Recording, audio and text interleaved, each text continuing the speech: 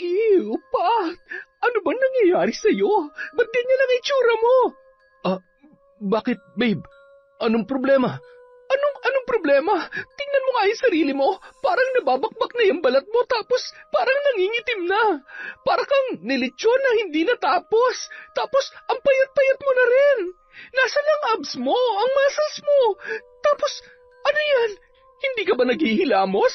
Ang dungis mo na. Diyos ko, daig mo pang bulok na pulubi sa daan. Grabe ka naman, Pat. Hindi ka na ba marunong maligo at magayos ng katawan? Babe, paano nga ako makakapag-ayos kung hanggang ngayon hindi pa ako magaling? Alam mo ba, hanggang ngayon, nilalagnat pa rin ako. Lalo pa ngang lumalala ang kalagayan ko eh. Pati pagpunta sa ospital hindi ko na magawa dahil hindi na talaga ako makalakad mag-isa. Baka naman pwede mo kong tulungan, babe. Pa-check up tayo. Naku, ano yun? Magpapaalaga ka sa akin? Grabe naman yan. Kaya nga kita pinatulan dahil sabi mo ituturing mo kong prinsesa. Pagsisilbihan mo ko. Tapos ngayon, ako pa talaga mag-aakay sa'yo papunta ron? Ako pa talaga? Kababae kong tao. Magbubuhat ako ng lalaki para lang magpunta sa ospital? Nakakahiya yun, Pat. Hindi mo na ako binigyan ng kahihiyan. Babe, kung hindi mo ako tutulungan, sino na lang magdadala sa akin sa ospital? Wala akong makontak sa mga tropa ko. Lahat sila ayaw na lumapit sa akin. At lalong hindi na rin ako makalapit sa mga magulang ko dahil tinaboy ko na sila. Lahat yun ginawa ko para sa'yo.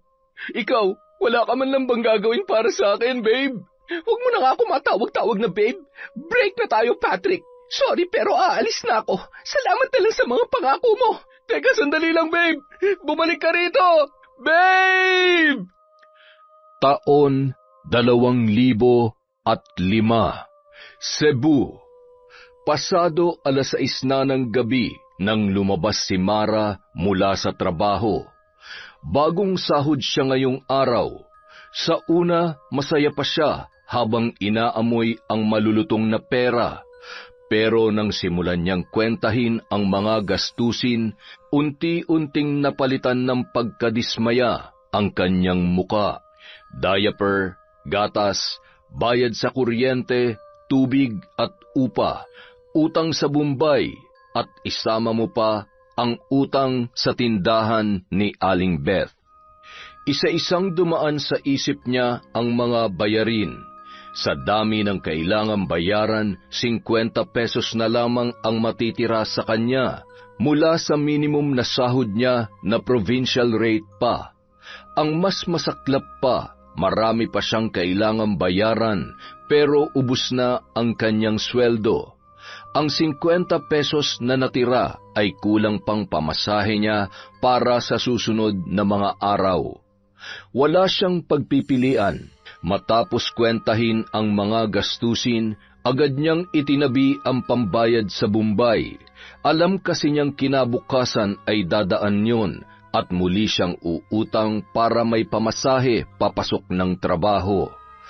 Araw-araw, mahigit 1 oras ang biyahe niya papunta sa kanyang pinagtatrabahuhan, kung saan minimum lamang ang kanyang sahod. Araw-araw din, mahigit 100 ang nauubos niya sa pamasahe, sa jeep, sa motor at sa bus. Nadaanan niya ang tindahan ni Aling Beth, binayaran ang utang, tapos agad ding umutang ulit ng mga delata at noodles para sa kanyang sarili. Kumuha rin siya ng kaunting pagkain para sa kanyang anak. Bitbit ang kanyang pinamili, tinahak niya ang madilim at masikip na eskenita papunta sa bulok na apartment na kanyang inuuwian. Pero bago pa siya dumiretso sa bahay, umakyat muna siya sa itaas, sa bahay ng may-ari ng paupahan. Walang iba kundi si Mang Melchor. Mang Melchor, magandang gabi po. Oh, Mara. Abay, mukhang marami kang pinamili ngayon ah. Nako, pantawid gutom lang po ito lahat. Si Baby Jello lang po talagang may maayos na pagkain. Alam niyo naman po, kahit kailan, hindi pwedeng unahin ng sarili. Ay, siya nga pala, kukunin ko na po ulit si Baby Jello. Ay, sige, heto na siya. Kanina ang saya-saya niya eh. Dumalaw kasi rito si Carlo, kaya nagkaroon ng kalaro. Ha? Talaga po? nakabalik na pala siya. Kailan pa? Nung 1 linggo pa. Kaso nasa Palawan naman sila ngayon. Doon sila nagbakasyon ng pamilya niya. Alam mo naman yon, balikbayan. Kaya kung saan-saang pasyalan na naman yon maglilibot. Ay, oo nga po pala. Buti na lang napadaan siya rito. Sige po, baba na po kami ni Baby Jello. Sige, mag-iingat kayo. Tuwing papasok si Mara sa trabaho, kay Mang Melchor niya iniiwan ang anak. Mahigit 10 taon na siya sa apartment na yon, kaya sa dami ng kanyang nakakasalamuha, ito lang ang natutunan niyang pagkatiwalaan. Sa mundong kinagagalawan natin ngayon, mas mahirap ang magtiwala kesa sa magutom. Wait lang baby ha, maglilinis lang si Mami. Inilapag ni Mara si Baby Jello sa paboritong upuan nito at binigyan ng laruan. Mabilis siyang tumuloy sa lababo. Napuno na naman ito ng malalaking dumi mula sa sira nilang kisame. Sinimulan niyang linisin ang nanigas na putik, alikabok at mga itim-itim na hindi niya na inaalam kung ano. Madalas may kasama pang tain ng daga at kung ano-anong insekto. Kinagabihan, matapos patulugin si Baby Jello, naupo si Mara sa kanyang higaan. Tumitig siya sa kanyang lumang cellphone na may keypad pa. Ilang minuto lamang nakahanda na siyang gawin ang bagay na ayaw niyang ginagawa. Kaya lamang wala na siyang ibang magawa. Dinayal niya ang numero ng dating asawang si Patrick. Ilan taon na silang hiwalay. Ang sustento na lang ang nagdidikit sa kanilang dalawa at kahit yon parang kinakayod pa niya mula sa isang hukay. Pagkatapos siyang buntisin ay iniwan siya ng lalaki dahil lang sa nakatagpo ito ng mas maganda, mas sariwa at mas kaakit-akit. Pero hindi lamang siya ang naging biktima. Hindi lamang siya ang iniwang buntis ni Patrick. Sa kasalukuyan, 3 silang sinusustentuhan ng lalaki. 3 babae, 3 batang iniwan, 3 buhay na isinakripisyo kapalit ng makamundong pagnanasa. Kaya hindi madali ang bawat tawag. Hindi laging sigurado kung may sustento bang darating. Hindi niya alam kung kakailanganin ba niyang makiusap, makipag-away o magmakaawa. Pero sa pagkakataong ito, hindi na yun ang mahalaga. Ang importante lang, may makakain ang kanyang anak. Hello, Patrick? Oh, kumusta na? Eto, kulang na naman yung sahod ko. Ang dami kasing bayaran tapos naubos na rin yung gatas ni Baby Jello.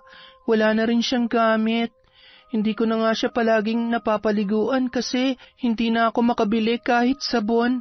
Nakakahiya na rin sa kapitbahay. Sila na halos ang nagpapakain sa kanya. Ngayon nga, sumahod ako pero hindi ko mabili lahat ng kailangan niya.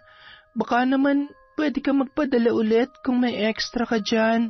Baka next week pa, pero 500 lang ha. Kakapadala ko lang dun sa isa ko pang anak eh. Ano? 500 lang? Bakit? May reklamo ka? Alam mo ba kung magkano ng mga bilihin ngayon? Subukan mo kayang pumunta sa grocery para malaman mo. Patrick, hindi nakakayanin yan. Para kay Jello pa lang, kulang na. Anong kulang? Kukulangin talaga kung pati ikaw makikihati. Para sa anak ko to, hindi para sa'yo. Bumili ka ng sarili mong pagkain. May trabaho ka naman ah. Baby pa lang yan, hindi pa maraming kinakain yan. Kaya sapat na tong 500. Patrick naman, kahit 800 lang kung gusto mo. Ako nang bahala sa kulang. Sige na naman. Para lang sa anak natin. 500. Huling tawad na yon. Pero Patrick... Mara, baka nakakalimutan mo, hindi lang ikaw ang nabuntis ko. May iba pa akong anak. Hindi pwedeng mas malaking ibibigay ko sa'yo. Lahat kayo dapat pantay-pantay. Pantay-pantay? Alam mo bang kulang na kulang yan sa pangangailangan ni Jello? Sa diaper pa lang 250 nang inaabot. Saka online na nga rin lang akong bumibili para mas mura. Tapos, paano naman yung iba niyang kailangan? Yung gatas, vitamins, pulbos. Patrick, hindi lang diaper ang kailangan ng bata. 250? Wag nga ako. Meron namang mas murang diaper sa tindahan ah. Saka, bakit pa kailangan mag-vitamins? Sabi mo nga, pinapakain naman yan ng kapitbahay nyo. O di yun na yun, pasosyal ka kasi masyado eh. Subukan mo kayang ikaw ang bumili ng mga gamit ni Jello para malaman mo. Paulit-ulit na lang to, 500 lang ang kaya ko, kaya yun ang tanggapin mo. Hindi pwede mas malaki ang sayo tapos yung iba, kakarampot lang ang matatanggap. Alam mo naman yan, di ba? Pinag-usapan na natin yan bago pa tayo maghiwalay. Sige na, bahala ka. Pero sana naman wag next week. Mas matagal pa yun kaysa sa paghihintay ko sa'yo nun. Kahit bukas na lang, Patrick. Kailangan na talaga ni Baby Jello. Wala na akong pera ngayon. Next week pa ako mabibigyan ng tita ko. Kaya maghintay ka. Yung iba nga naghihintay.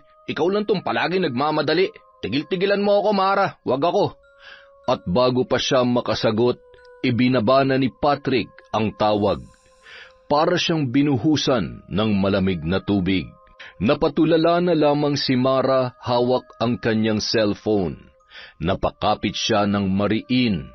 Pinigilan ang nagngingilid na luha pero hindi niya na yon kinaya. Bumagsak na lang siya sa isang sulok. Niyakap ang sarili habang iniisip kung paano siya lalaban ulit kinabukasan. Paano siya magpapakatatag kung ang mismong mundo ang nagpapabagsak sa kanya.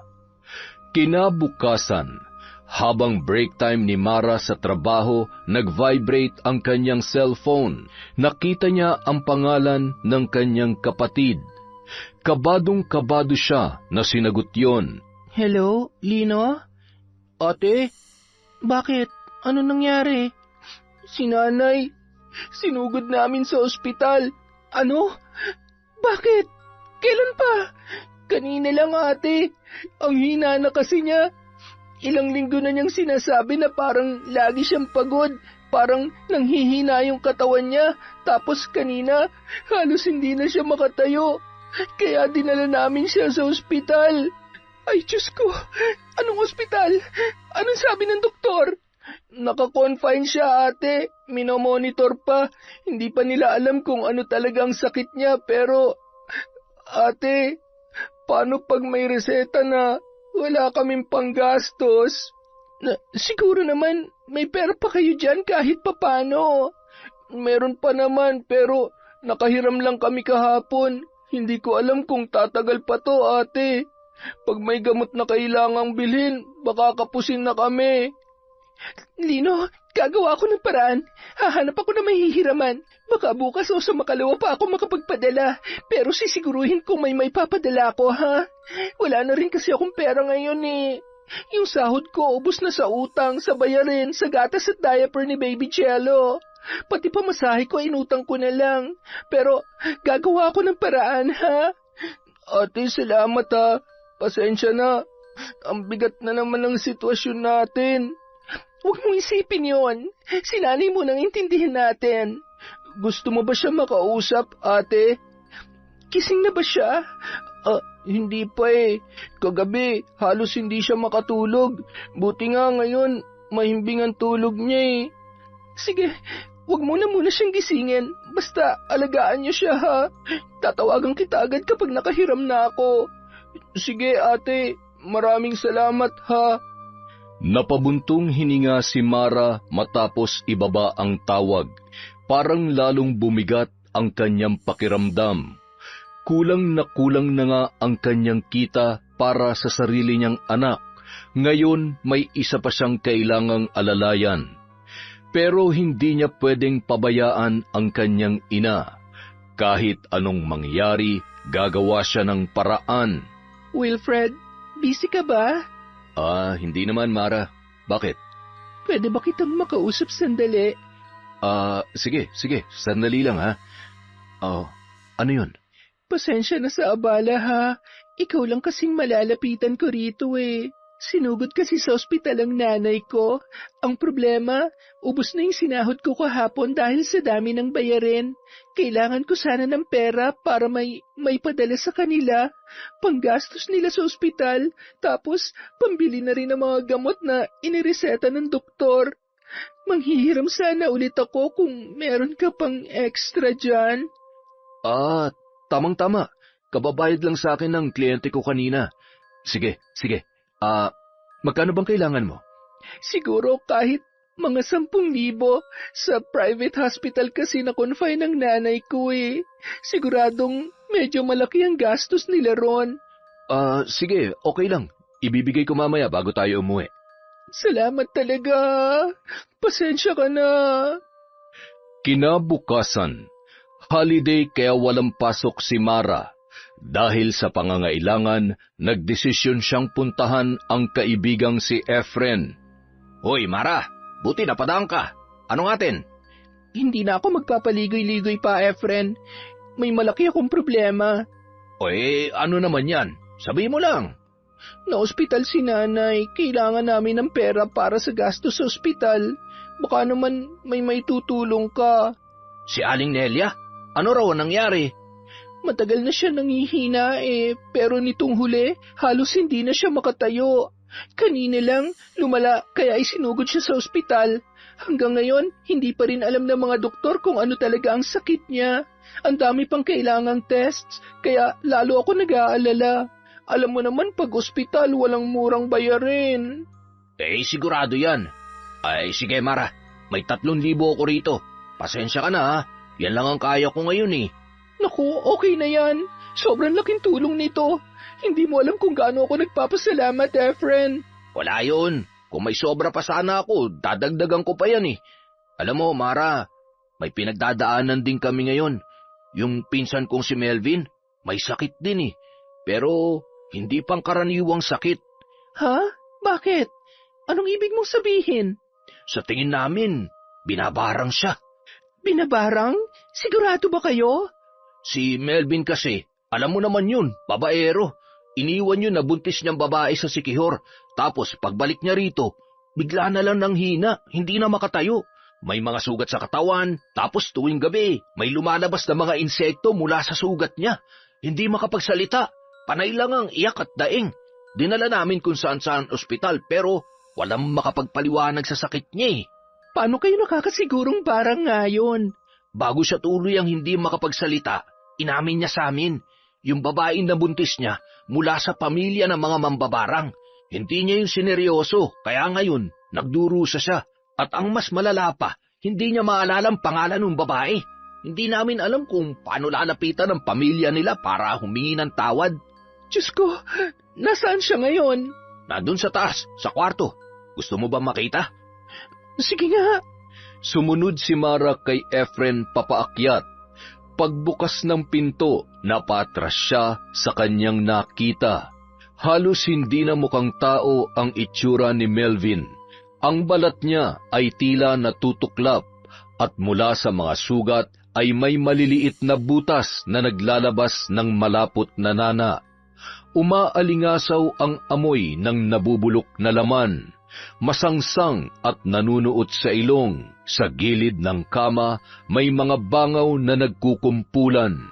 Napaatras si Mara, agad na bumaba at pinipigilang masuka.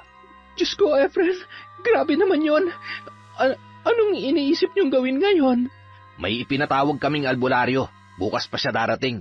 Sana may magawa pa siya.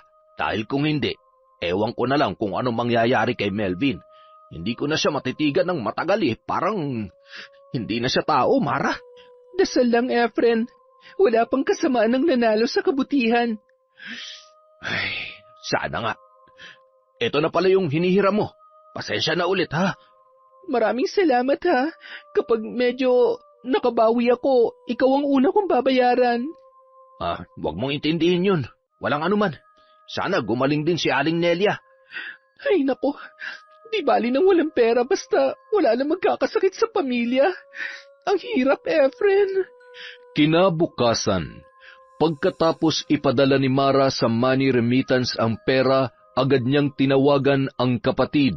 Tinext ko na yung control number sa'yo. Kunin mo na lang sa Palawan. Salamat ate ha. Tamang-tama, nagsabi yung doktor kanina na kailangan daw muna siyang malaboratory bago mabigyan ng tamang gamot para sa kanya. Hindi pa raw kasi nila matumbok kung saan nagmumula yung sakit niya eh. Sige, ikaw nang bahala. Alam ko medyo kukulangin pa yan pero sana makatulong na rin kahit papano. Magkano pala yung ipinadala mo ate? 13,000 yon. Nakautang ako ng 10,000 sa katrabaho ko tapos nakahiram din ako ng 3,000 kay Efren. Pasensya na ha, yan lang talaga ang kinaya eh. Okay lang ate, malaking tulong na rin to para kay nanay. Salamat talaga ha. Si Patrick, nagbigay na ba sa'yo? Nako, huwag mo nang asahan ng lalaking yon.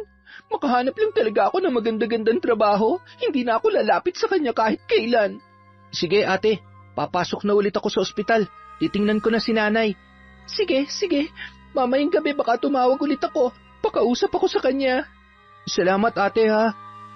Pauwi na dapat si Mara ng hapong yun, pero habang naghihintay ng bus, may nahagip ang kanyang paningin sa di kalayuan. Si Patrick, may kasamang ibang babae at kasalukuyang pumapasok sa isang fast food restaurant. Parang may kung anong sumiklab mula sa kanyang loob. Hindi niya alam kung bakit, pero bigla siyang nanginig sa galit. Napilitan siyang sundan ang dalawa. Tahimik niyang pinagmasdan ang bawat galaw nila. Ilang saglit lang, nagpaalam ang babae, tila pupunta yon sa CR. Yun na ang pagkakataon na kanyang hinihintay. Pagkuway, mabilis na lumapit si Mara. Hoy Patrick! Oh, Mara, anong ginagawa mo rito? Dapat ako nagtatanong yan sa'yo. Anong ginagawa mo rito? At kanino yung shoulder bag sa lamesa mo? May babae ka na naman bang kinakalantare? Ha? Wala ah. Mag-isa lang ako rito. Di ko nga alam kung kanino yung bag eh. Saka, ipapasa ko sana sa guard kung may maghahanap. Hay naku Patrick, alam mo, sinungaling ka pa rin hanggang ngayon. Nakita kita, okay? Kasama mo yung babae. Pumasok kayo rito ng sabay. At ngayon nagawa mo pang humirit ng palusot. Ang kapal talaga ng mukha mo. Nakita mo naman pala eh. Ba't nagtatanong ka pa? At saka, bakit mo ba ako sinusundan? Tapos na tayo, Mara. Tapos na. Wala ka nang pakialam kung sino makasama ko. Tatay ka pa rin ang anak ko, Patrick. Oh, ayan na naman tayo eh. Tsaka akala ko ba wala kang pera? Di ba sabi mo sa akin next week ka pa makakapagpadala? Pero ngayon, kayang-kaya mo palang makipag-date. Hindi naman siguro yung babae mandilibre sa'yo. Sigurado akong ikaw ang gagastos. Tama ako, di ba? Ano bang problema mo, ha? Tapos na tayo. Di pa ba malinaw yun? Magpapadala ako sa'yo next week 500. Yun lang. Walang dagdag, walang bawas. At para sa kaalaman mo, Mara, ganun din ang sustento ko sa iba kong babae. Hindi naman sila nagre-reklamo. Ikaw lang tong puro reklamo dyan. At pinagmamalaki mo pa yan? Ilang babae na ba, Patrick? Ha? Ilang beses ka pa magpapakalat ng lahi mo bago ka makonsensya? Nakakahiya ka? Akala mo siguro ang astig mo, no? Pero ang totoo, isa kang basurang lalaki na walang ibang alam kundi iwanan ng mga responsibilidad mo. Mara, hindi lang ikaw may pangangailangan sa buhay. Hindi lang sa'yo umiikot ang mundo. Kaya huwag kang umasta na parang ikaw lang ang may karapatang humingi. Kahit gaano pakalit ang 500 sa'yo, at least may binibigay. Hindi kita tinakbuhan. Hindi kita itinakwil. Saan ka makakakita ng lalaking kaya magbigay ng sustento sa 3 babae buwan-buwan ng sabay-sabay? At proud ka pa talaga dyan, ha? Wisit ka? Ang babaw ng prinsipyo mo sa buhay? Alam mo bang 500 lang ang binibigay mo para sa buong buwan? Para sa bata?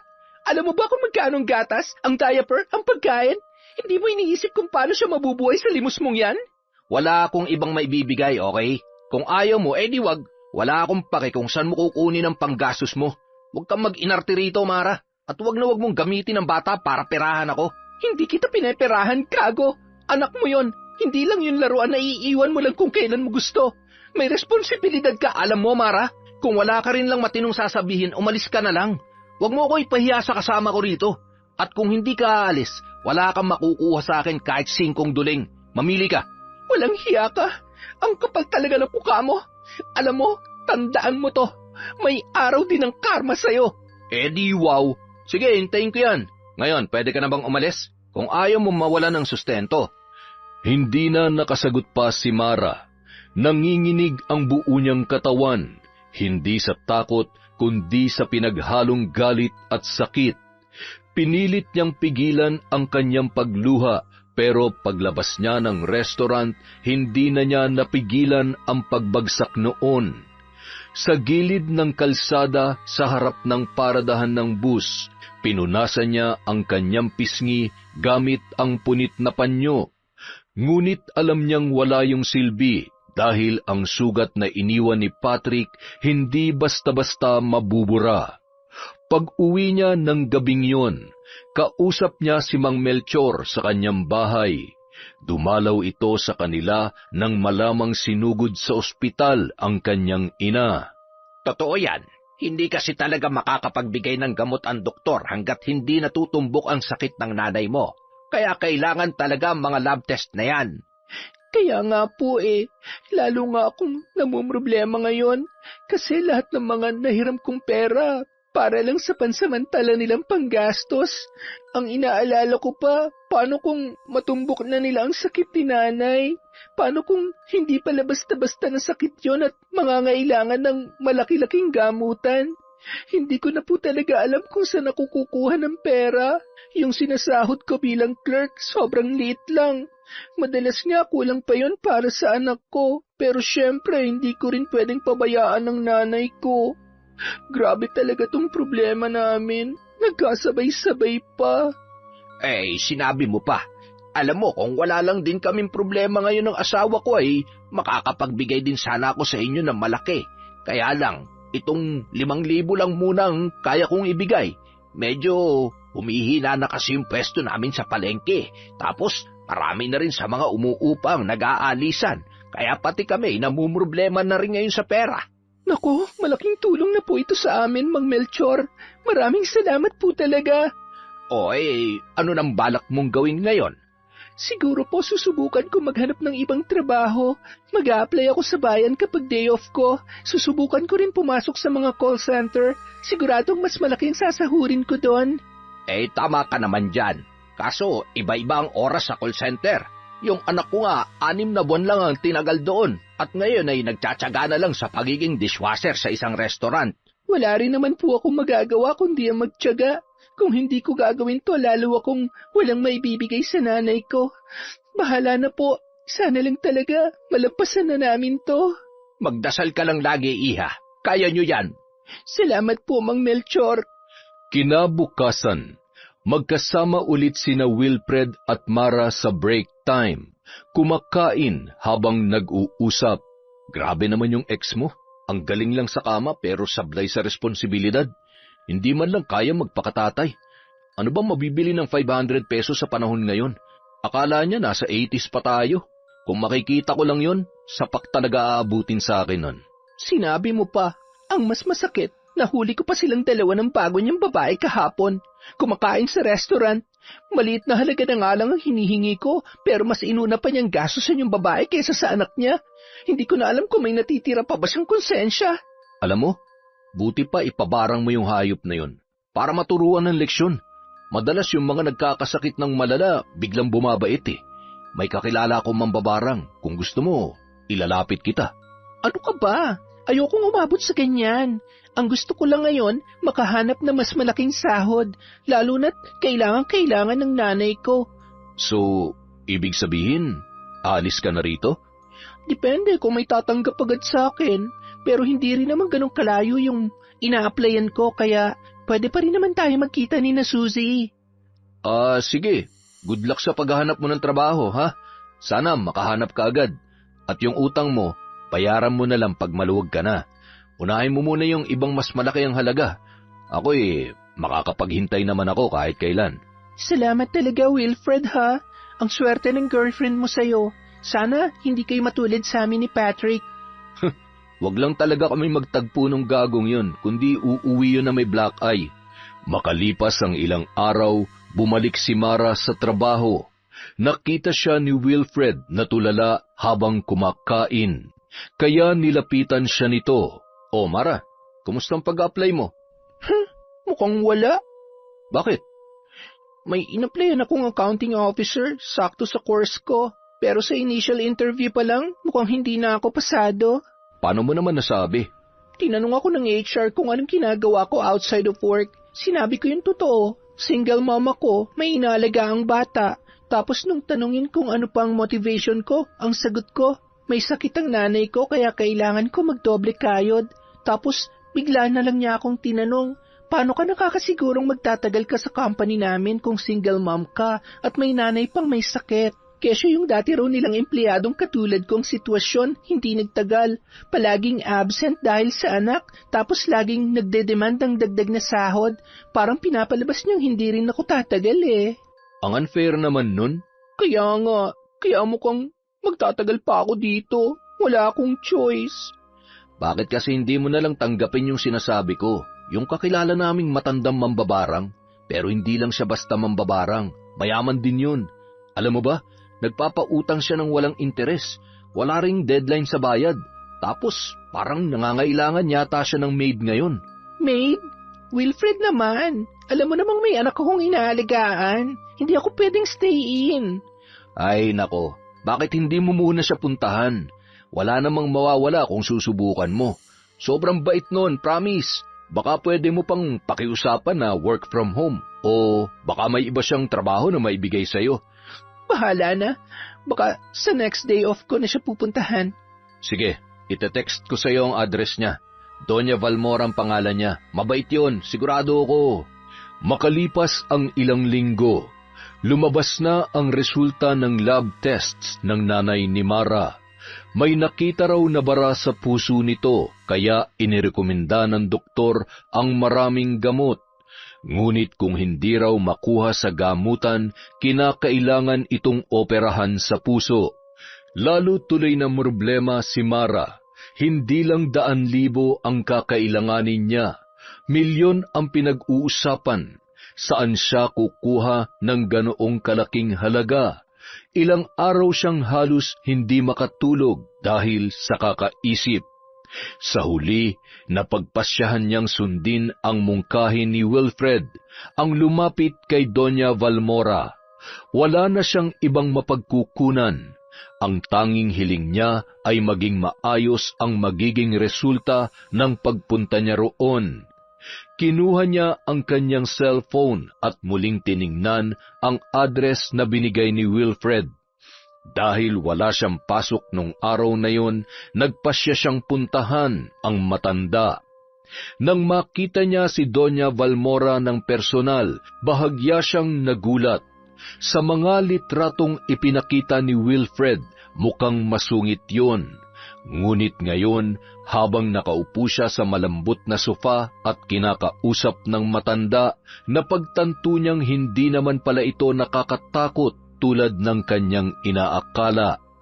Magaan ang boses noon at sa kabila ng kulubot nitong muka, marunong pala itong ngumiti. Unti-unting nawala ang kaba sa dibdib ni Mara.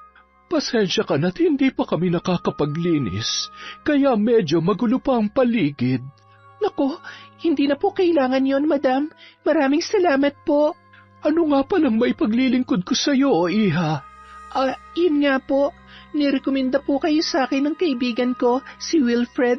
Katrabaho ko rin po siya sa isang maliit na grocery store. Clerk po ako ron, habang siya naman ay nasa production. Si Wilfred. Kilala ko nga ang binatang yon. Isang nanay niya sa mga natulungan ko noon. Nabanggit nga rin niya po yun sa akin. Kaya po ako nandito. Nagbabaka sakali rin po ako. Walang problema, Iha. Sabihin mo lamang kung paano kita matutulungan. Yung nanay ko po kasi may sakit po sa puso. Kasalukuyan po siyang ginagamot pero kulang po talagang pera namin. Sa dami po ng nireresetang gamot at mga kailangang bayaran, mukhang mapapagastos kami ng malaki. Minimum lang po ang sahod ko at sa anak ko pa lang ay kulang na kulang po yon. Kailangan ko po ng malaking halaga para maipagamot ng maayos ang nanay ko para hindi po umabot sa operasyon. Naiintindihan ko. Ang ibig bang sabihin nito ay single mom ka rin? Opo, madam. Alam ko ang hirap ng pagiging single mother. Isa sa mga kasambahay ko rito, single mom din. Pero sa kasamaang palad, namatay ang asawa niya nung nakaraang buwan lang. Kinailangan niyang umuwi sa probinsya para may mag-alaga sa anak niya. Minungkahi kung dito na lamang sila tumira, pero nahihiya raw siya. Hindi ko na siya pinilit pa. Pagkaalis niya ay ibinigay ko pa rin ang lahat ng benepisyo niya para makasigurong maayos ang buhay nila roon. Napakaswerte niya naman po pala sa inyo. Nako, ako ang mas maswerte sa kanila. Bihira ako makatagpo ng mga tapat at mababait na kasambahay. Kahit pa mag-iwan ako ng 1,000,000 sa mesa at mawala ng ilang buwan, pagbalik ko nandoon pa rin yun. Walang labis, walang kulang. Kaya naman sinusuklian ko rin na maayos na sweldo at benepisyo ang kanilang katapatan. Napakabait niyo naman po pala. Napakalayo sa mga naririnig ko dati tungkol sa inyo. Alam ko rin naman yan. Marami na sigurong nagsabi sa'yo na isa akong mambabarang. Parang ganun na nga po.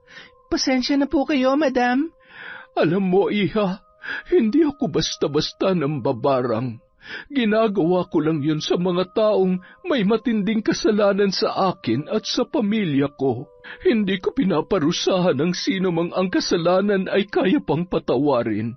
Pero higit sa lahat, ginagamit ko ang kakayahan kong iyon para protektahan ang mga kasambahay ko laban sa mga kamag-anak nilang handang manira ng buhay nang dahil lamang sa inggit. Naiintindihan ko po, madam. Hindi ko lang po talaga gamay ang ganitong bagay dahil Katoliko po ako. Pero nirerespeto ko po ang dahilan niyo sa paggamit ng kapangyarihan. Siya nga pala, Iha. Pakibigay mo sa akin ang lahat ng reseta at medical findings ng nanay mo. Gusto kong matiyak na makuha niya ang tamang lunas. Hindi lang perang may tutulong ko. May mga kakilala rin akong may koneksyon sa malalaking ospital. Maaari natin siyang ilipat para mas matutukan ang kanyang kalagayan. Naku, madam, maraming salamat po. Napakalaking tulong po nito sa amin. Wala yun, Iha. Nabanggit mo rin pala na nagtatrabaho ka sa isang grocery store, hindi ba? Opo, madam. Alam kong mahirap ang sitwasyon mo, pero kung gusto mo, pwede kitang tanggapin bilang isang kasambahay dito. At pagdating sa anak mo, walang problema kung isasama mo siya. Dito sa mansyon, may kanya-kanyang kwarto ang mga kasambahay ko, maluluwag pa. 3 sa kanila, may mga anak na nandito na. Yung isa nga ay sanggol pa lamang. Kaya hindi mo na kailangan mag-alala. Kumpleto kayo sa pagkain, gamit, benepisyo, lahat-lahat. Talaga po? Naku, madam, maraming salamat po. Interesado po ako, pero kailangan ko muna magpaalam sa boss ko at mag-render ng kahit 2 linggo. Sa dami ng umaalis, halos ako na lang ang gumagawa ng lahat ng trabaho doon. Hindi ako pwedeng basta umalis nang walang kapalit. Naiintindihan kita, Iha. Ayusin mo na muna ang lahat. Maraming salamat po sa pangunawa. Alam mo ba, matagal na kitang hinihintay na pumunta rito. Ano po?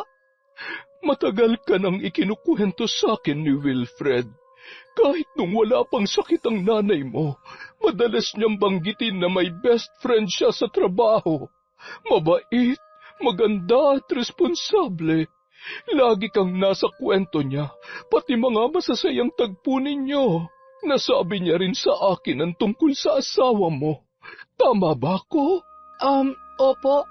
Ang dami niya na palang naikwento sa inyo. Huwag kang mag-alala. Madaldal nga yung lalaking yon, pero wala siyang sinabing masama tungkol sa'yo. Puro magaganda lamang, puro papuri.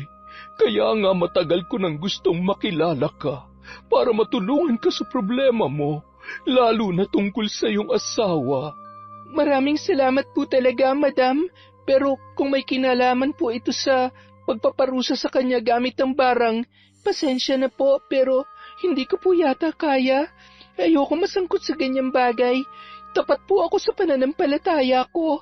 Naiintindihan kita, Iha. Hindi kita pipilitin.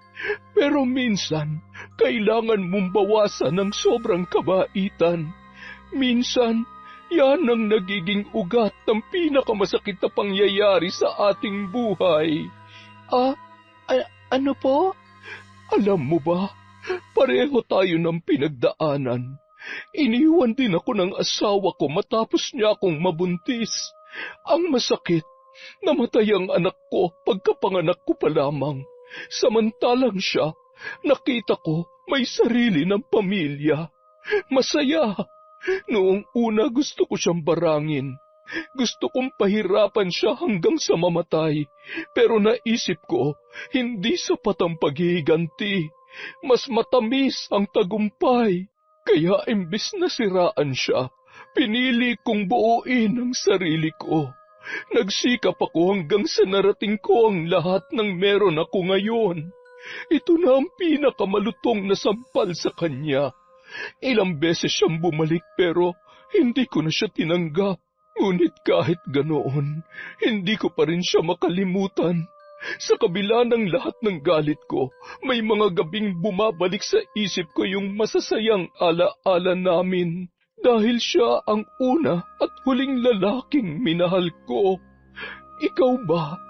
Siya rin ba ang unang naging laman ng puso mo? Natutuwa po akong marinig ang kwento niyo, madam, lalo na ang bahagi kung paano kayo bumangon. Tama lang po ang ginawa niyo. Imbis na gumanti, pinili niyong patunayan na kaya niyo maging mas matagumpay. Pero hindi po siyang unang lalaking minahal ko. Siya lang ang unang nakabuntis sa akin. Mabuti kung ganon. Sige, Iha. Balikan mo ko kapag buo na ang desisyon mong magtrabaho rito. Alam mo naman, welcome na welcome ka sa mansyon ko. Salamat po ulit, madam. Tinatanggap ko po ang alok ninyo. Kailangan ko lang pong ayusin ang pagpapaalam sa opisina. Pagkatapos noon, dito na ako magsisilbi. Maganda yan. Ingat ka sa pag-uwi, Iha. Ayokong mag-isip ka ng masama sa akin pero nakikita ko na muli kang iiyak. At dahil pa rin sa lalaking yon. Ha? Ano po? Bukod sa pambabarang, minsan ay nakakakita rin ako ng mangyayari sa hinaharap. Kaya gusto kong ihanda mo ang sarili mo. Sa loob ng 24 oras, muli kang paiiyakin ng lalaking yon. Salamat po sa paalala, madam. Tatagan mo lamang ang loob mo, Iha. Sige po, mauna na po ako. Salamat po ulit sa lahat. Paglabas ni Mara sa mansyon, hindi niya mapigilan na bumigat ang pakiramdam. Ang sinabi ni Lola Valmora ay patuloy na gumugulo sa kanyang isipan. Paiiyakin na naman siya ni Patrick. Kung tutuusin, hindi na yon bago sa kanya. Wala ngang linggo o buwan na hindi siya nito pinapaiyak. Bumuntong hininga na lamang ang dalaga, pilit na iwinaksi ang kanyang kaba, pero sa kanyang kaloob-looban, alam niyang may mangyayaring mas malala. Makalipas ang 2 linggo. O papano? Last day mo na pala dito ngayon. Good luck sa pagpasok mo kay Doña Valmora, ha? Sabi ko na sa'yo madali ka lang matatanggap dun. Di hamak na mas matinong magbigay ng pasahod si Doña Valmora kesa sa minimum wage job natin gaya rito. Salamat sa pagre-rekomenda sa akin, Wilfred, Kahit papano, medyo nakaluwag-luwag ako ngayon. Mula nung tinanggap ko yung kontrata, binigyan niya na ako agad ng advance payment. Kaya naman, nabayaran ko na lahat ng pinagkakautangan ko. Tapos, yung sa nanay ko, nailipat na rin namin sa malaking ospital at kasalukuyan na siyang ginagamot ngayon. Hindi pa man ako nag-uumpisa sa mansyon niya. Medyo gumiginhawa na agad ang buhay ko. Sabi ko naman sa'yo mabait talagang Donya sa mga katulong niya. So, paano yan? Mamayang pag-uwi, dun ka na didiretso? Siyempre, hindi pa. Naglaan lang ako ng 2 araw para asikasuhin yung dapat pang asikasuhin sa apartment ko. Pagkatapos nun, dun ako magsastay sa mansyon. Uuwi na lang siguro ako tuwing Sabado at Linggo para maglinis at inspeksyonin yung bahay. Okay, sige. Good luck. At sana rin, magtuloy-tuloy ng swerte mo sa buhay. Nang sumunod na araw, nagsimula na si Mara sa mansyon. Hindi naman naging mabigat ang trabaho niya roon. Sa hardin siya naka-assign sa umaga, tutulong sa pagluluto sa tanghali, naglilinis ng ilang parte ng bahay sa hapon. Pagkatapos ay pahinga na siya sa gabi. Hindi lahat ng gawaing bahay ay inaako niya. Dahil marami silang katulong doon, pinaghahati-hatian nila yon. Kaya kahit magkakasama sila sa iisang bahay, hindi pare-pareho ang oras ng kanilang pahinga. Dahil doon, hindi pagod ang lahat, dahil bawat isa sa kanila ay may kanya-kanyang toka na ina-assign. Isang araw, pinatawag si Mara ni Doña Valmora sa silid nito. Akala niya'y may ipapagawa lang ang matanda. Baka ipapalinis ang kwarto o may iuutos na bagong gawain. Ngunit pagpasok niya roon, siya ay natigilan. Sa ibabaw ng lamesa, merong lumang larawan. Isang babae at isang lalaking pamilyar sa kanya ang muka. Si Patrick. Napalunok si Mara. Madam, magandang hapon po. Pinapatawag niyo raw po ako. Narito ka na pala, Iha. Halika rito. Madam, yung nasa picture, si Patrick po ba yon? Magkakilala po kayo? Ay, ang babaeng kasama niya sa larawan ay apo ko. At ang asawa mong si Patrick, siya ang dahilan kung bakit patay na ang aking apo ngayon. Akala ko wala siyang naging ibang babae noon. Ibig sabihin? Kaya malaki ang galit ko sa kanya. Galit na galit ako. Matagal na pala kayong magkakilala? Naging nobya niya rin po ang apo ninyo? Hindi lang siya basta namatay, Mara. Pinatay siya. Pinatay siya ni Patrick? Paano po? Nagpakamatay ang apo ko dahil sa kanya. Dahil sa pananakit at panloloko niya. Huli na nang malaman kong inaabuso pala niya ang aking apo. Hindi lamang sa panloloko. Madalas niya itong pagbuhatan ng kamay, ipahiya, gawing katawa-tawa. Pero kahit ganoon, mahal na mahal pa rin siya ng aking apo. Sobrang mahal. At yun ang nag-udyok sa kanya para kitilin ang sarili niyang buhay. Akala ko po si Patrick ang pumatay sa kanya. Dahil kay Patrick, kaya namatay ang aking apo. Siya ang dahilan ng pagkamatay ng apo ko. Kaya parang siya na rin ang pumatay doon. Pasensya na po, madam. Hindi ko po inaasahan. Hindi ako humihingi ng awa. Gusto ko lang malaman mo ang totoo. Kaya pala ang sama ng tingin niyo sa kanya noon pa lang. Ang mga katulad ni Patrick, hindi dapat hinahayaan. Gusto ko siyang paghigantihan, isumpa, pero may isang bagay na pumipigil sa akin. Bakit po? Dahil alam niyang gagantihan ko siya at pinaghandaan niya ako. Mayroon siyang proteksyon. Isang anting-anting na nagbabantay sa kanya. Anting-anting? Kaya pala hindi niya hinuhubad yung kwintas na yon. Kahit noon pa, kahit naliligo siya, hindi niya talaga yun inaalis. Matagal ko nang gustong pagbayarin ang Patrick na yon. Pero hanggat suot niya ang proteksyong yon, hindi siya tatablan ng kahit na anong sumpa. Hindi lang pala akong sinaktan niya. Pati po pala kayo. Pati ang apo ninyo. Ikaw, Iha, kaya mo bang tiisin ang lahat ng ginawa niya sa'yo? Papayag ka na lang bang patuloy siyang mabuhay ng masaya habang tayo ay nagturusa? Hindi mo ba naiisip? Sa tingin mo, hindi ka rin nagkakasala kung hinahayaan mong gumawa ng masama ang isang tao kung may pagkakataon ka namang pigilan yon. Ano pong ibig niyong sabihin? Alam kong tapat ka sa iyong relihiyon, kaya huwag kang mag-alala. Hindi kita hahayaang gumawa ng masama sa sarili mong mga kamay. Lumipas ang isang iglap ng katahimikan at malamig na simoy ng hangin.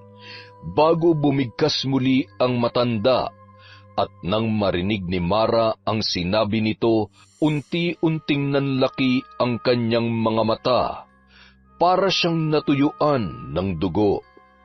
Nang sumunod na araw, may kumatok sa pinto ni Patrick.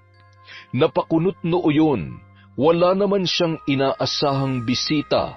Pagbukas niya, ay gulat siyang napatigil. Mara, anong ginagawa mo rito? Wala. Nangungumusta lang. Anong nangungumusta? Imposible. Ano na naman to? Mangungulit ka na naman kung kailan ako magpapadala, no? Sinabi ko na sa iyong linggo, bukas pa darating ang pera ko. Hindi ka ba makapaghintay? Grabe ka naman. Nangungumusta lang talaga ako. Saka huwag ka mag-alala. Hindi na ako hihingi ng sustento sa'yo. Pwede mo nang itigil ang pagpapadala. Hindi ako magagalit.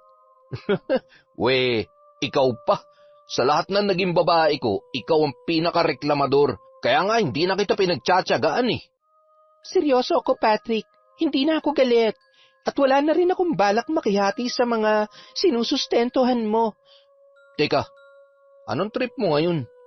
Gusto ko lang makapag-usap tayo ng maayos. Yung totoong closure. Pagkatapos nito, hindi na kita guguluhin. Huling beses na to. Sana mapagbigyan mo ako. Hoy, sure ka ha? Baka pagpasok mo rito, bigla mo akong saktan. Sigurado kang hindi ka mananakit? Gawain mo yun eh. Hindi ko yun gagawin, Patrick. Pangako. Oo, sige. Halika, tuloy ka. Pagkapasok ni Mara, diretso siyang naupo sa sofa. Tahimik na sumunod si Patrick, pero halatang hindi mapakali. Ano ba talagang gusto mong pag-usapan? Gusto ko lang malaman, minahal mo ba ako kahit minsan? Ha? Saan naman ang galing yan? Nung tayo pa, nung wala pa tayong problema. Sa tingin mo, mabubuntis ba kita kung hindi? Salamat, Patrick ha. Salamat kahit papano. Minahal mo rin pala ako. Teka lang, ang weird mo ngayon ah. Ano ba nakain mo? O nakainom ka ba? Masama bang mangumusta sa taong minahal mo noon? Pero kasi hindi ka ganyan, Mara eh. Hindi ka naman basta sumusuko. Ano ba talagang pinaplano mo? Gusto ko lang na maayos na closure. Ngayon lang, Patrick. Huling-huli na talaga. Nako, Mara ha. Alam mong madali akong matukso. Alam mo na. Alam kong hindi mo na ako mahal, pero pagbigyan mo na ako. Isang beses lang. Sinabi nang wag mo akong tuksuhin eh. Alam mo namang kahinaan ko yan. Sige na, please. Kung gusto mo, pangungutang na lang ako ng 500 para lang maibigay ko yung sustento mo. Wag mo lang ituloy to, Mara. Ano bang mas masarap, Patrick? Pera o ang haplos ng isang taong nagmamahal? Putya naman, Mara oh. At tuluyan nang bumigay si Patrick. Bumagsak ang katawan nila sa sofa at sa susunod na mga minuto, nalublob na siya sa sarap ng tukso. Ngunit si Mara, hindi sa lalaki nakatuon ang atensyon. Habang lunod na lunod si Patrick sa pagnanasang kanyang nararamdaman, dahan-dahang kinalas ni Mara ang kwintas na nakasabit sa leeg nito. Mahigpit ang kapit noon sa kadena pero hindi nagmadali ang dalaga. Dapat walang kahit anong maramdaman si Patrick. Hinayaan niyang tuluyan siyang paglaruan ng lalaki, ngunit sa bawat paggalaw, pinupuntirya niya ang kawit ng kwintas. Kailangang makuha niya yon. At sa isang iglap lamang, sa isang mabilis na kalabit, isang swabing hatak, nahugot yon ni Mara. Mabilis niyang itinago sa bulsa ang kwintas bago ipinagpatuloy ang kanyang ginagawa. Tila walang nangyari habang umiinit ang eksena. Makalipas ang mahigit kalahating oras. Oh, tapos ka na? Lagpas ng ilang minuto yun ha. Siguro naman, solve ka na ngayon. Hindi mo na ako guguluhin? Oo, Patrick. Hindi na ako manggugulo. pasensya na ulit sa konting abala ha, pero sana nag-enjoy ka rin kahit papano. Ano ka ba? Kahit naman may iba na ako, aaminin ko na masarap ka pa rin naman. O sige, malapit nang dumating yung jowa ko eh. Baka makita pa tayo rito. Basta bukas, ipapadala ko pa rin yung 500 para naman hindi mo ko konsensyahin. Salamat kung ganon. Sige Patrick, aalis na ako. Ingat ka na lang. Okay, salamat din. Ingat sila sa'yo. Pagka-uwi ni Mara sa mansyon, agad niyang pinuntahan si Lola Valmora sa kwarto nito. Naabutan niya yung nakaharap sa salamin at nagsusuklay. Tila may pupuntahan. Oh, Mara, paalis pa lamang ako. Buti at nakauwi ka na. Madam, dala ko na po ang pinapakuha ninyo. Heto na po yung kwintas na sinasabi nyo. Ha? Tama, magaling. Salamat, Mara, at pinagbigyan mo ako sa aking pabor. Huwag ka mag-alala, hindi ka madadamay rito. Magtiwala ka lamang sa akin. Napatango na lamang si Mara kahit ang totoo, medyo labag ng kaunti sa loob niya ang kanyang ginawa. Pero dahil ayaw niyang madismaya ang kanyang amo, ginawa niya na lang din yun. Saka medyo napaisip din siya sa mga sinabi ng matanda sa kanya, lalo na sa ginawa ni Patrick sa apo nito. Naisip niya ring dapat pagbayaran ng lalaki ang kasalanan noon. Isang gabi, naghahanda si Patrick para sa date nila ng kanyang jowa. Kakapaligo pa lamang noon at ngayoy nakatapis ng tuwalya habang nakatayo sa harap ng lababo. Sinimulan niyang magsipilyo at pilit na inaayos ang sarili bago umalis. Sa kalagitnaan ng kanyang pagsisipilyo, biglang may naramdaman siyang kakaiba. Isang matigas na bagay ang bumagsak sa lababo, kasabay ng mahina ngunit matinis na tunog ng pagtama nito sa porselana. Napakunot ang kanyang noo, dahan-dahan niyang dinampot ang nalaglag at nanlaki ang kanyang mga mata. Isang ngipin na may kaunting dugo. Napaatras si Patrick at biglang nakaramdam ng kaba. Mabilis niyang ibinuka ang kanyang bibig sa harap ng salamin at doon niya nakita ang kakilakilabot na katotohanan. Isang puwang ang naiwan sa pagitan ng kanyang mga ngipin. Nalaglag yon mula sa kanyang bibig. Napakapit siya sa lababo, hinahabol ang kanyang hininga. Nanginginig niyang kinapa ang iba niya pang mga ngipin. Desperadong sinisigurong hindi na yon mauulit. Pero nang matamaan ng daliri niya ang isa pang ngipin ay bigla yung kumalas mula sa kanyang gilagid. Hindi lang isa, kundi 3. Sunod-sunod na nahulog sa lababo ang kanyang mga ngipin, parang mga butong nabubulok at nalalagas sa isang bangkay. Sumilip siya sa salamin at halos hindi na niya makilala ang kanyang sarili. Sira-sira na ang kanyang ngipin. May mga bungi sa harap at tuwing ibinubuka niya ang kanyang bibig para yung bangkay na naglalantad ng kabulukan. Nasukol siya ng matinding takot.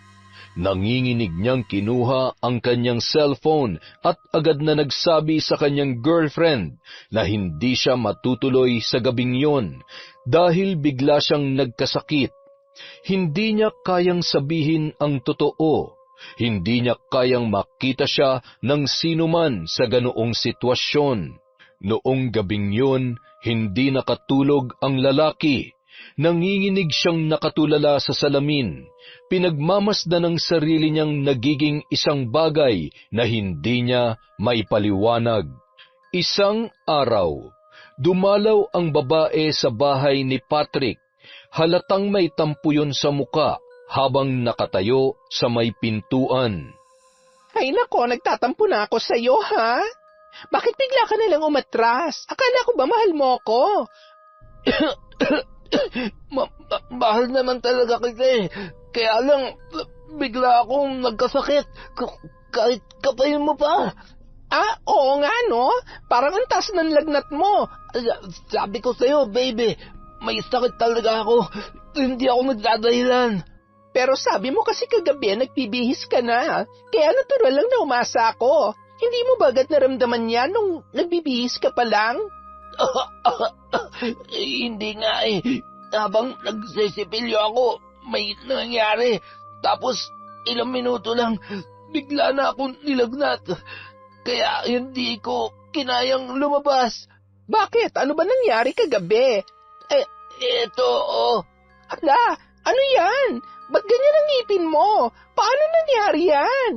Ewan ko nga, bigla na lang silang nalaglag habang nagsisipilyo ako kagabi. Sa tingin mo ba, makakalabas pa ako ng bahay kung ganitong itsura ko? Tapos bigla pa akong nilagnat. Kaya magpapahinga muna ako ha.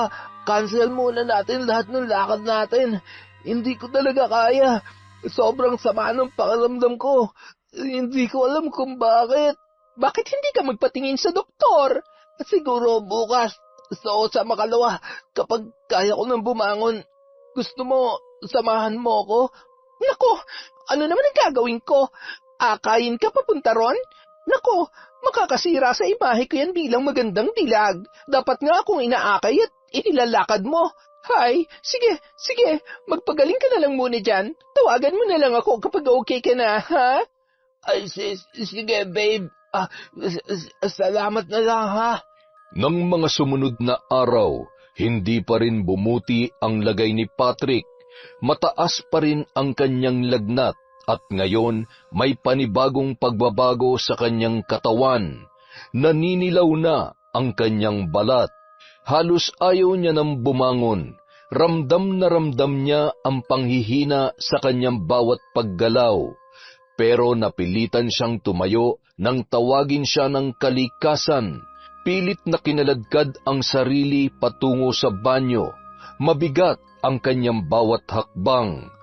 Pagkatapos niyang gumamit ng kubeta, lumapit siya sa lababo para maghugas ng kamay. Doon niya naramdaman ang isang bagay na nagpatayo na naman ng kanyang balahibo. May gumagapang sa loob ng kanyang bibig. Napakapit siya sa lababo at biglang kinabahan. Dahan-dahan niyang binuka ang kanyang bunganga at doon niya nakita ang isang maliit na bagay na gumagapang papalabas mula sa butas ng kanyang gilagid. Isang mangitim-ngitim na uod. Namilog ang kanyang mga mata. Mabilis niyang hinablot ang uod gamit ang nanginginig na daliri at itinapon yon sa lababo. Hingal na hingal siyang napatingin sa salamin, pero bago pa siya makarecover, may sumunod na isa pang uod, gumagapang palabas mula sa mismong laman ng kanyang gilagid.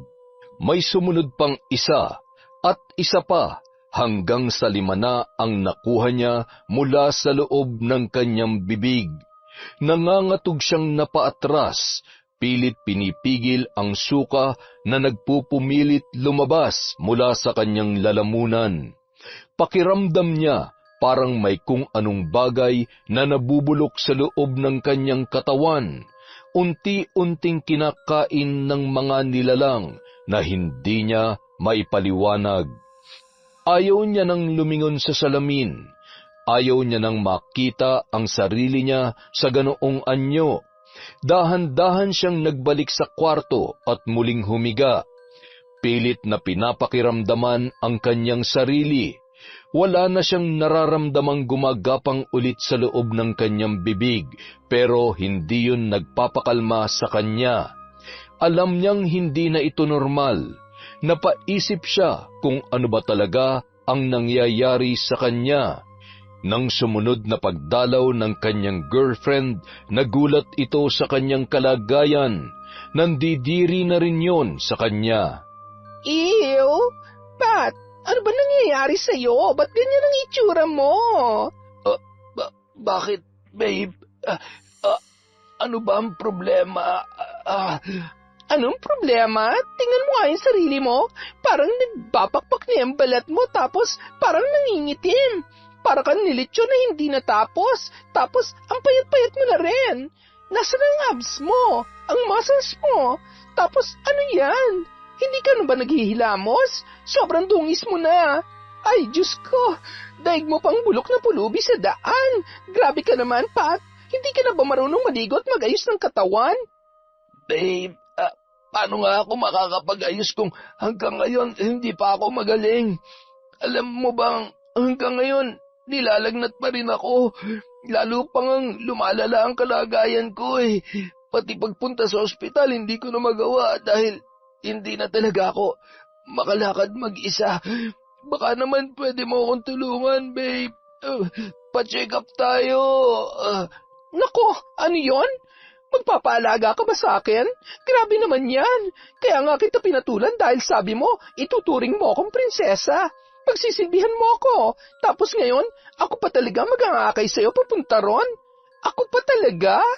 Hay, kababae kong tao, magbubuhat ako ng lalaki para lang magpunta sa ospital? Nakakahiya yon, Pat. Hindi mo na ako binigyan ng kahihiyan.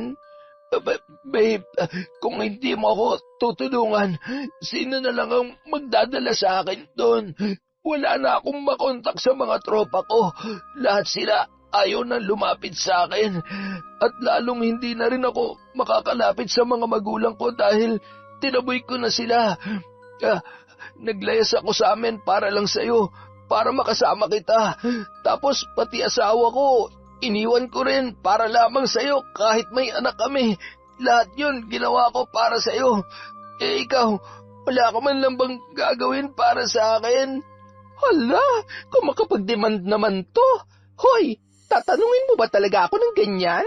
Hindi ka ba kinikilabutan sa sinasabi mo? Ako, babae, magsasakripisyo para sa isang lalaki? Walang ganoon.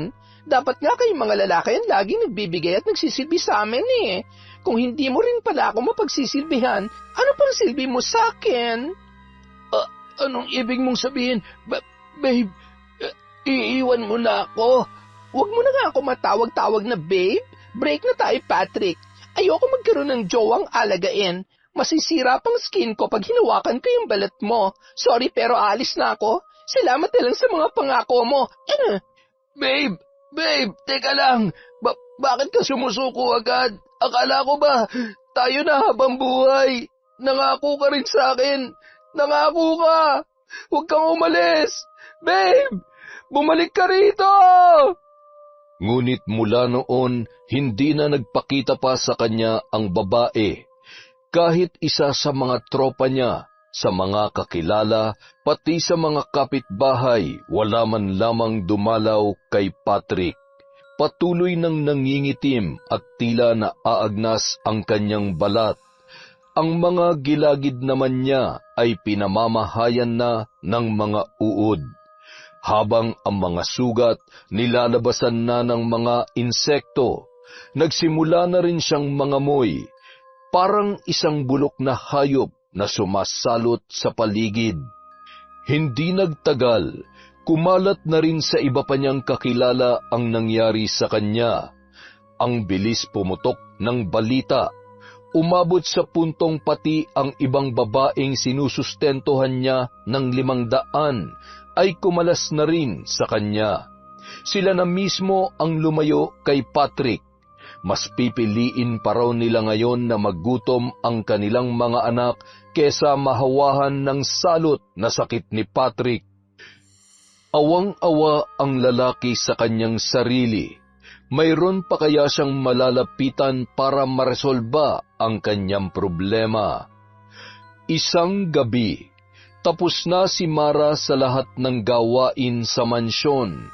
Ngayon, nakaupo siya sa gilid ng kama habang pinapatulog si Baby Jello sa crib nito. Mas madali na ngayong patulugin ang bata. Malamig ang kwarto dahil sa aircon. Maluwag ang espasyo at hindi ito nauubusan ng pagkain. Bihira na rin yung umiyak. Tahimik ang paligid. Ang tanging maririnig ay mahinang tunog ng orasan, hanggang sa tumunog ang cellphone ni Mara. Si Patrick, nag-aalangan siyang sagutin yon. Matagal na silang walang komunikasyon, pero sa huli ay pinindot pa rin niya para sagutin. Hello?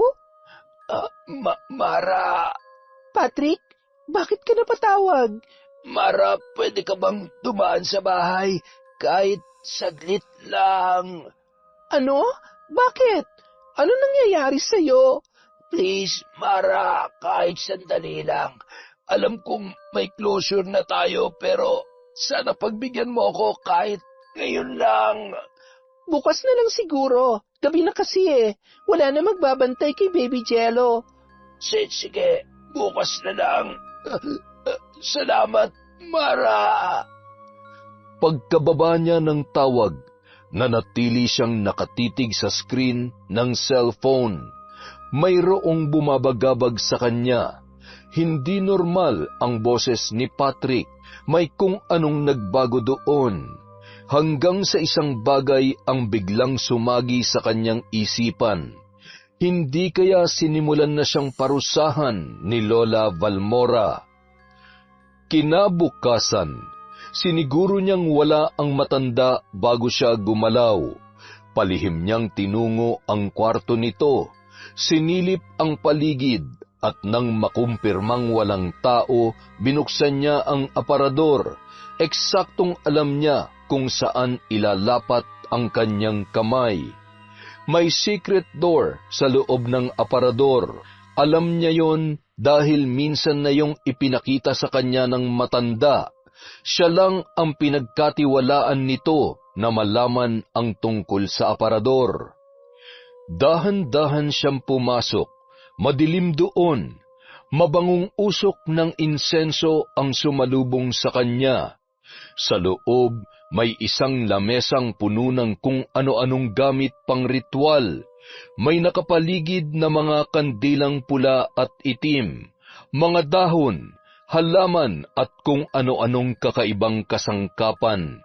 Sa itaas ng lamesa, may altar na puno ng mga lumang aklat na kulay itim at pula. Pero ang talagang nagpahinto sa kanya ay ang isang garapon na nasa gitna ng lamesa. Dahan-dahan niya yung nilapitan. Sa loob noon, nagkakagulo ang dose-dose ng uod at insekto. Lahat ay gumagapang, nanginginain, pinupunit ang bagay na nasa loob ng garapon. Isang litrato ni Patrick. Napatras ang dalaga, nanginginig ang mga kamay. Tama ang kanyang hinala. Sinimulan na nga ni Lola Valmora ang paghihiganti nito kay Patrick. At kung anuman ang ginagawa niya, alam niyang hindi lang basta sakit ang mararanasan ng lalaki.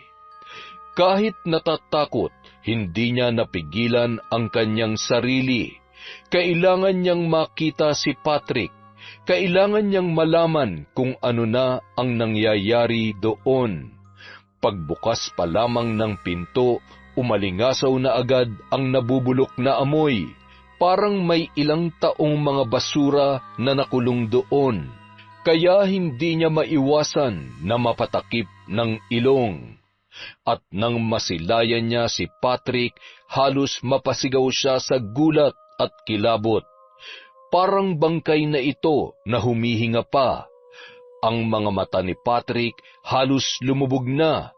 Ang mga buto niya ay litaw na rin sa kanyang balat. At ang mga sugat ay lalo pang lumalaki.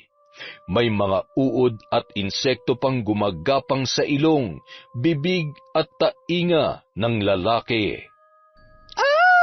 Patrick, ano nangyayari sa'yo? Mara, salamat sa pagdalaw. Bakit ganito? Ano to nangyari sa'yo? Hindi ba ikaw rin naman ang may gawa nito? Anong ako?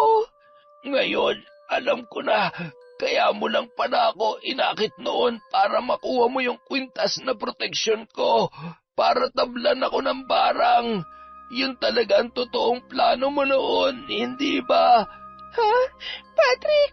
Ngayong nakuha mo na ang gusto mo, may pag-asa pa bang mapatawad mo ako? Pero Patrick, hindi akong gumawa nito sa'yo. Hirap na ako, Mara. Sobra na itong parusang natatanggap ko. Sobrang bagsak na ako. Maawa ka naman sa akin. Kung gusto mo, ipakulong mo na lamang ako. Isusuko ko na lang ang sarili ko sa mga pulis. Ayoko na ng ganito. Ayoko mamatay dito, Mara. Parang awa mo na. Patrick, hindi akong gumawa nito sa'yo. Si Lola Valmora. Lola Valmora? Kilala mo siya, di ba? Pati na nga po niya na nagpakamatay dahil sa'yo. Kaya kanya pinagigantihan dahil gusto niyang mabigyan ng hustisya ang ginawa mo sa apo niya. Ang dami mo na naperwisyo, Patrick. Kaya huwag ka na magtaka kung bakit ka pinarurusahan ng ganito. May pag-asa pa bang mapatawad mo ko, Mara? Gusto ko pang mabuhay. Tulungan mo naman ako. Parang awa mo na. Patrick, kung ako lang ang masusunod, kaya ko namang magpatawad eh. Gusto ko lang makita na seryoso kang magbabago. Hindi ko na sana to pinaabot sa ganito. Pero hindi eh. Hindi ka lang sa akin nagkasala. Pati na rin sa ibang tao. Lalong-lalo na sa apo ni Lola Valmora. Kung tutuusin, mas matindi yung ginawa mo sa kanya. Pinatay mo siya. Nagpakamatay siya dahil sa labis na pagkabigo sa'yo. May namatay na tao dahil sa'yo, Patrick. Alam mo ba yon? Pwede mo ba akong tulungan makiusap sa kanya? Ihingi mo ako ng tawad kay Lola Valmora. Susubukan ko siyang kausapin pero wala akong maipapangako. Hindi ko hawak ang desisyon niya. Nasa kanya pa rin kung anong gusto niyang gawin sa'yo. Pasensya ka na, Patrick. Malaking tulong na yon, Mara. Maraming salamat. Isang araw, nagkaroon ng pagkakataon si Mara na makausap ng sarilinan si Lola Valmora. Magkasama sila sa hardin habang napapalibutan ng mababango at mayayabong na mga halaman at bulaklak. Ano ang pag-uusapan natin, Iha? Tungkol po kay Patrick. Patrick, anong meron sa kanya, Mara? Bakit nabanggit mo ang lalaking yon? Nakausap ko po kasi si Patrick. Malala na palang kalagayan niya. Parang hindi na siya tao. Dapat lamang yun sa kanya. Hindi dapat kinaawaan ng isang katulad niya. Pero, Madam, gusto raw po niya kayong makausap. Tutal, nagdurusa na rin naman po siya ngayon. Baka pwede nating pagbigyan. Wala naman sigurong masama kung makikipagkita kayo sa kanya para magkausap din kayo ng personal. Ano naman ang pag-uusapan namin? Siguradong wala rin niyang ibang sasabihin kundi ang paghingi ng tawad. Pasensya na pero hindi ko kayang ibigay yon. Buhay ng apo ko ang nawala, kaya buhay rin ang kapalit. Pero Madam, hindi rin po kaya ng konsensya ko na makita siya nagkakaganon. Kahit na hindi akong gumawa ng pambabarang sa kanya, isa pa rin ako sa mga tumulong sa inyo para magawa yon. May partisipasyon pa rin po ako at bilang isang Katoliko, hindi ko kaya mabuhay kung alam kong naging kasangkapan din ako para manakit ng isang tao gamit ang itim na kapangyarihan. Hindi po yun kaya ng konsensya ko, Madam. Dahil sa ginawa ko, parang wala na rin akong pinagkaiba sa kanya. Nagkakasala na rin ako. Sabi nga nila, ang labis na paghihiganti ay isa pa ring kasalanan. Kaya sana maintindihan niyo ako, Madam. Parusahan niyo na lang si Patrick sa ibang paraan. Huwag na po yung ganito. Lalo pong hindi kakayanin ng konsensya ko kapag tuluyan siyang binawian ng buhay sa sakit niya. Hindi ko po yun kaya, Madam. Mahaba-haba ang pag-uusap na naganap, pero sa huli, pinagbigyan siya ni Lola Valmora. Kaya naman ng sumunod na araw, dinalaw nila si Patrick sa bahay nito. Isinama niya doon ang matanda. Pagkapasok ni Mara sa loob ng silid, agad siyang lumabas muli upang bigyan ng pagkakataon sina Patrick at Lola Balmora para mag-usap. Sa loob ng silid na yun, nanginginig si Patrick habang nakahiga sa kama. Halos hindi na niya maigalaw ang kanyang katawan. Tila may kung anong pumipigil sa lalaki. Pawis na pawis kahit malamig ang buong paligid. Sa sulok ng kwarto, nakatayo si Lola Balmora, titig na titig sa nakahigang binata. Ano ang pakiramdam, Patrick? Anong pakiramdam na unti-unti ka nang kinakain ng sumpa? Dito mismo sa sarili mong kama. Ilang babae na bang dinala mo rito, ha? Ilan na ang pinaiyak mo, kabilang ang aking apo? Lola, alam ko pong malaki ang kasalanan ko. Alam ko pong kahit ilang beses akong humingi ng tawad, hindi na may babalik ang apo ninyo. Pero maawa na po kayo sa akin. Hindi ko na po kayang tiisin to. Bigyan niyo po ako ng isang pagkakataon. Babaguhin ko na ang buhay ko. Hindi na po ako manloloko. Hindi ko na lalaruin ang damdamin ng kahit na sinong babae. Aayusin ko na po ang sarili ko, Lola. At bakit ko naman gagawin yon? Sa tingin mo, may pakialam ako sa ibang babae? Dahil alam ko pong may pakialam kayo, Lola. Hindi lamang po sa apo ninyo, kundi sa lahat ng mahal nyo sa buhay. Alam kong may puso pa rin po kayo. At saka, malaking kasalanan din po sa Diyos ang ginagawa ninyo. Diyos? Wala akong Diyos, Patrick. Mabait lamang ako pero wala akong sinasambang poon. Hindi ko kinakailangan lumuhod sa kahit anong altar para marating ang kinalalagyan ko ngayon.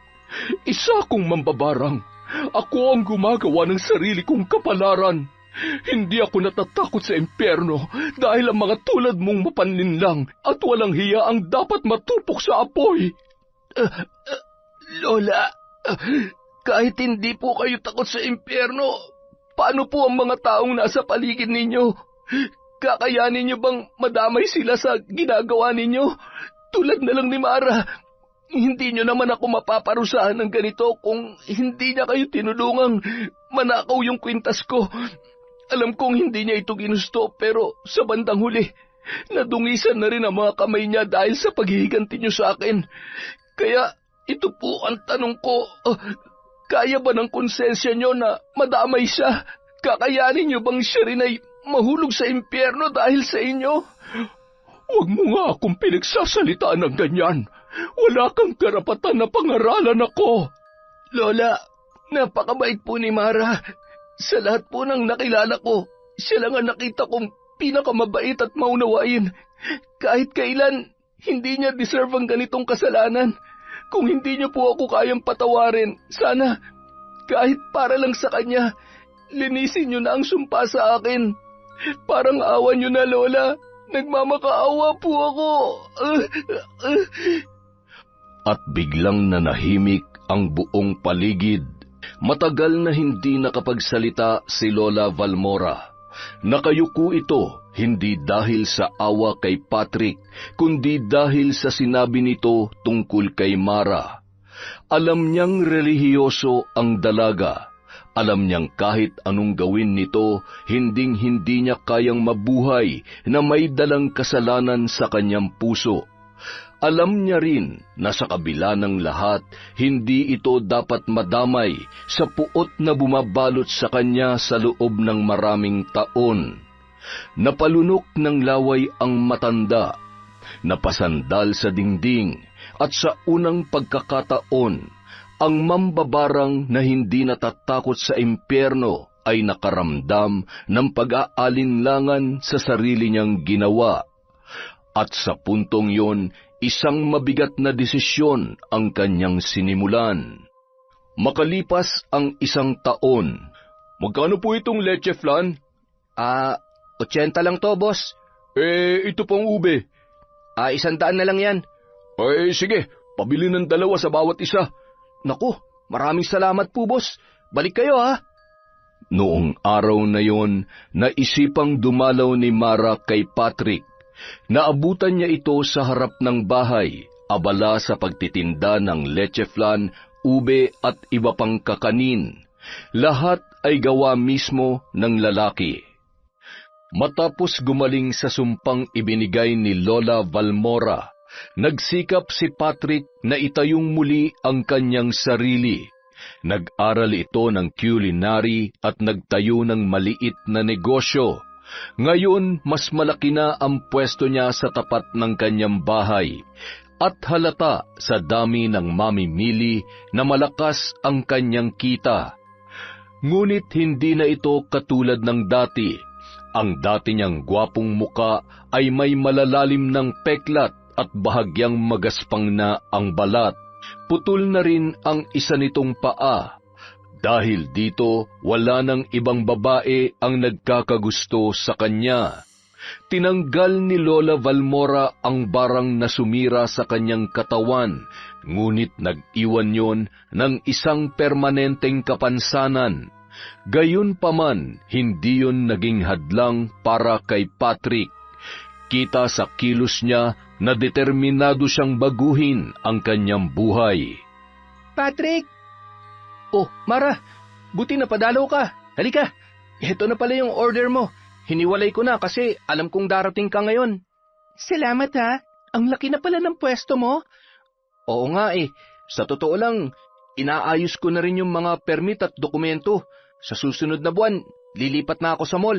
Sa SM Cebu, magkakaroon na ako ng sariling pwesto doon. Wow, ang galing naman. Sigurado mas madami ang customer doon. Dahil to sa'yo. Salamat, Mara. Kung hindi mo kinumbinsi si Lola Valmora, malamang hindi niya binawi yung sumpa. Baka wala na rin ako ngayon. Hindi naman siya nagsisisi sa desisyon niya, lalo na ngayong nakita niya ang pagbabago mo. Masaya rin siya para sa'yo, Patrick.